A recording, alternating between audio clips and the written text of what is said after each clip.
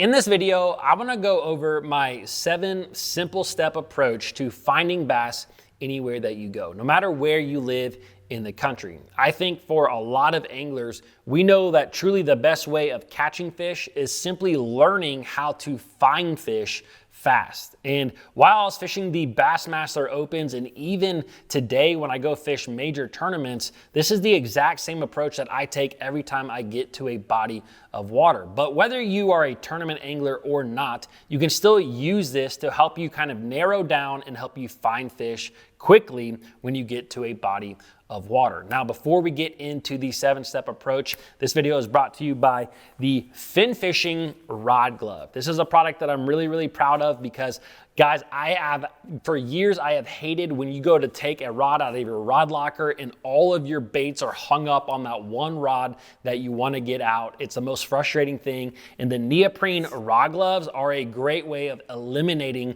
that frustration. Also, they obviously protect your rod. So if you guys would like to help support this channel, you can click that link down below. You can pick up some rod gloves. I can almost guarantee that you're going to love them. All right, let's talk about my 7-step simple approach to finding bass. Now, the first thing that I want you guys to know is that of these 7 steps that I'm about to share with you, 4 of them actually happen before you even get to the body of water. And I think that the amount of time that you spend before you get to the body of water multiplies once you get to the water. I'm not sure if I'm saying that exactly, but I think that there's a trade-off there. I think for every 15 minutes that you spend, off the water, kind of dialing in that lake before you get to it, pretty much eliminates about an hour or so of you spending time going everywhere on the lake to find bass. So just keep that in mind when we're talking. Now, the first thing that I put down, the very first step, is simply research. Guys, research is very important.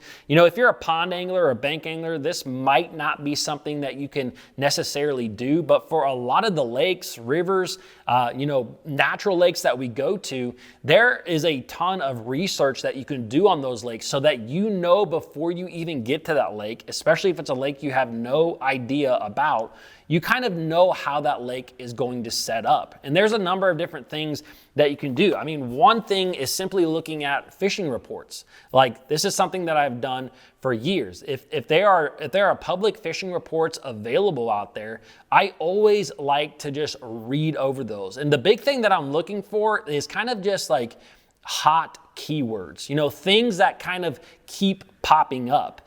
For example, you might read through a bunch of reports and you keep seeing the same lure pop up. Maybe that lake, for whatever reason, the bass really like a lure. Maybe it's a grass lake, and maybe you hear a lot of guys fishing a chatterbait or something like that. So rigging up a bladed jig, having that in the back of your mind, obviously is going to be very important. Now, the other thing is areas. I think that this is huge, especially when you go to these monster lakes, these monster giant lakes. I mean, it is so hard to dissect these monster lakes that really listening and picking up on these key areas can really help you just eliminate water and stay in productive water. For example, years ago, I was fishing a tournament on Kentucky Lake. And when I was kind of looking at a lot of online reports, I kept seeing Paris pop up. Paris, Tennessee, it's a part of Kentucky Lake that is just well known for bass fishing. So instead of me attacking this 100,000 plus acre lake with my 17-foot bass boat,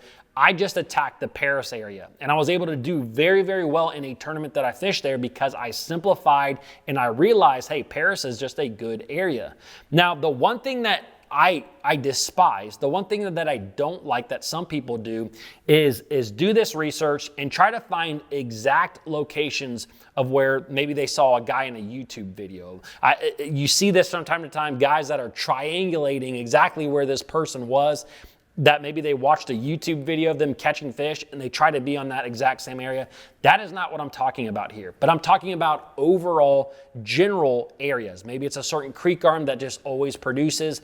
Those are the type of things that I'm looking for. Hot keywords, hot areas, and hot lures. All right, step number 2 when it comes to finding bass is thinking of what time of the year you're gonna be there and what the seasonal pattern of bass is going to be. You know, if you're hitting, you know, a lake in April, you know, you're gonna have a lot of fish in pre-spawn in the spawn mode. So that's really gonna affect kind of the next couple of steps that I'm about to talk to you with. But you just need to, in the back of your mind, you need to think of what potentially the phase that the fish are going to be in. And one good thing to do that with, or one good thing that I always look at, is water temps. A lot of lakes that you go to, you can actually find the water temps before you even get to that body of water. You know, for example, the Omnia app that I have, the Pro app, it will show you the water temps of that lake, not only the main water temp, but it'll show you the water temp all across that lake.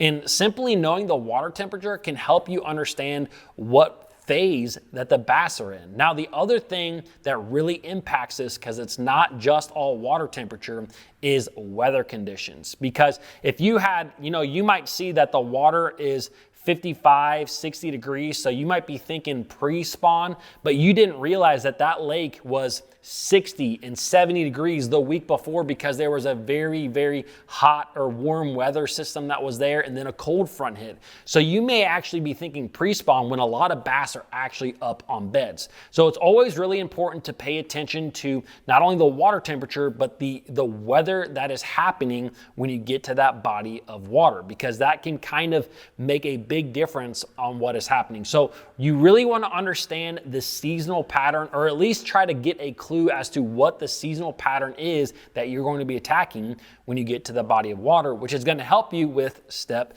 number 3. And step number 3 is map study. This is so important. This is actually something that I've just loved my entire life, is looking at a topographical map and really trying to analyze what kind of sets up best for bass. And this is something that I used to just do this for fun. I remember way back in the day just sitting in school, of all places, literally circling places on maps saying like, man, this is where fish should be in the summer, or this is where fish should be in the winter, or whatever it may be.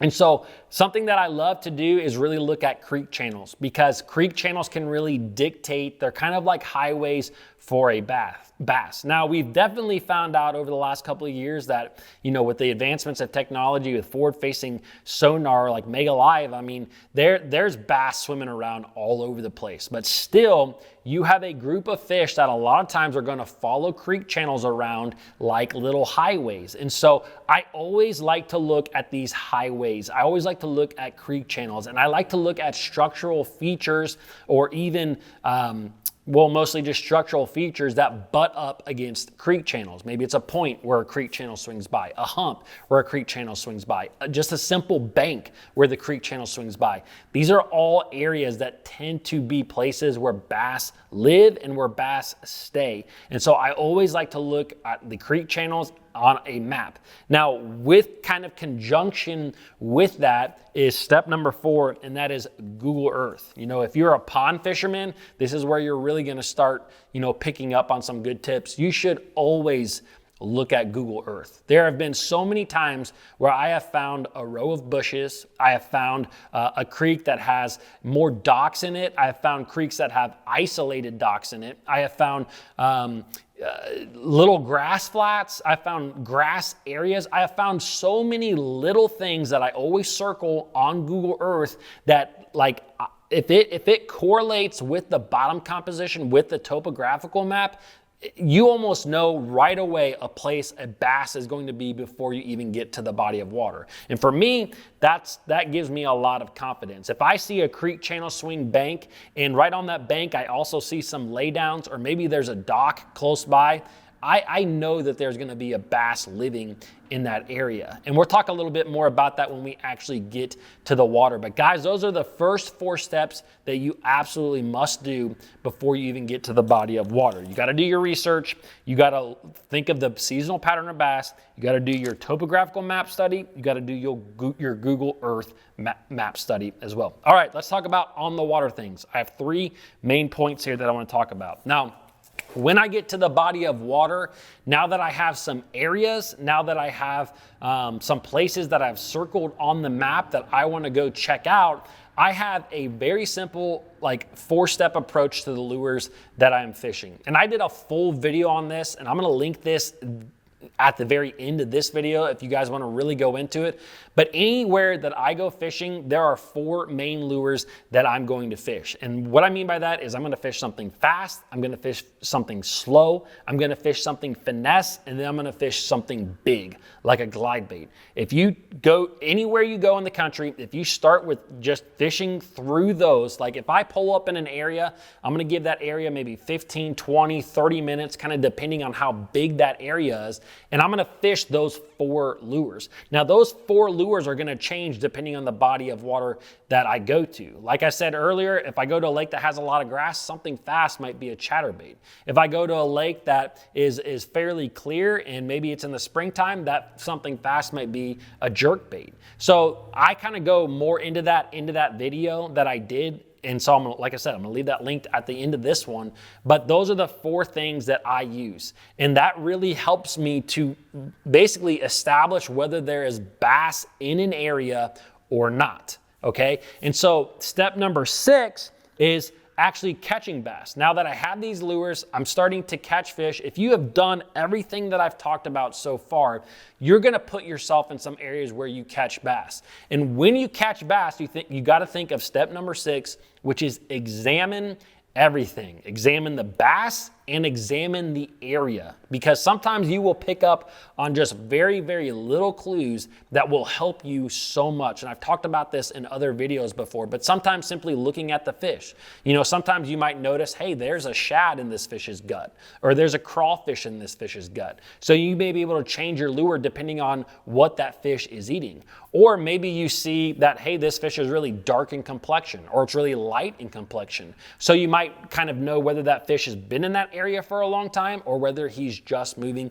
into that area. You also might realize, oh, this fish came on hardcover. Maybe it came on wood that was next to a little bit deeper water. Or maybe it came on a flat with grass. These are all things that you have to take into consideration. You have to examine them, and you could write them down if you want, or just mentally keep track of what is happening, because the more bites that you get, the more clues that you get, and the more you're going to be able to piece together what the fish are doing, which actually brings me to step number 7. Once you start catching fish, once you start analyzing that fish, you are either going to duplicate a pattern or you're going to dig deeper. Now, let me explain what I mean by that. So duplicate is rather simple, right? If I catch a fish on a secondary point in one creek arm on a crankbait, I'm going to look at the other secondary points in that creek arm and go fish them right away. Sometimes you will unlock a pattern as simple as that. You